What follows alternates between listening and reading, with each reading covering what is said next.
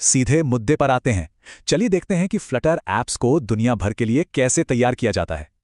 मान लीजिए एक ऐप के यूजर दुनिया भर में हैं, पर क्या वो ऐप उनकी भाषा बोल सकती है? अक्सर डेवलपर्स एक बहुत कॉमन गलती करते हैं, टेक्स्ट को सीधे कोड विजेट्स में डाल देते हैं। इसे कहते हैं हार्ड कोडेड स्ट्रिंग। देखने में तो ये आसान लगता है, पर असल में ये एक बड़ी प्रॉब्लम है।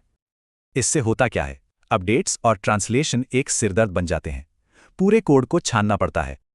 तो इस प्रॉब्लम को सुलझाने के लिए दो जरूरी कॉन्सेप्ट्स हैं जिन्हें समझना होगा।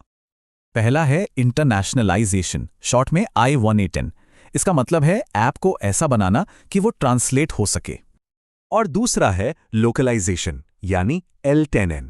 ये है ऐप को किसी खास भाषा में असल में ट्रांसलेट करना। तो आसान भाषा में I18N है नींव बनाना और L10N है उस पर इमारत खड़ी करना। अच्छी बात यह है कि फ्लटर में इसके लिए बहुत बढ़िया टूल्स हैं। चलिए देखते हैं कैसे। इसका पूरा सरा बस 4 मेन स्टेप्स में हो जाता है और ज्यादातर काम ऑटोमेटिकली होता है। इस पूरे सिस्टम का दिल है ट्रांसलेशन फाइल।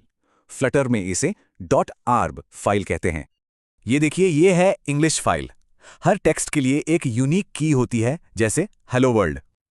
और ये है इसका स्पेनिश वर्जन। देखिए, कीज एकदम सेम है, बस टेक्स्ट बदल गया है।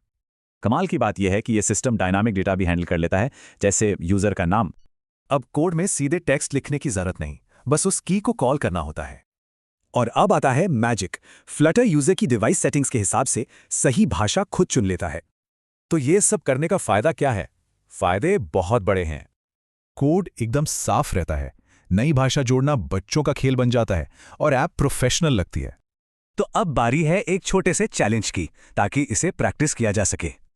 इसे खुद ट्राई करने के लिए फ्लटर की ऑफिशियल गाइड के ये स्टेप्स फॉलो करें, बहुत आसान है।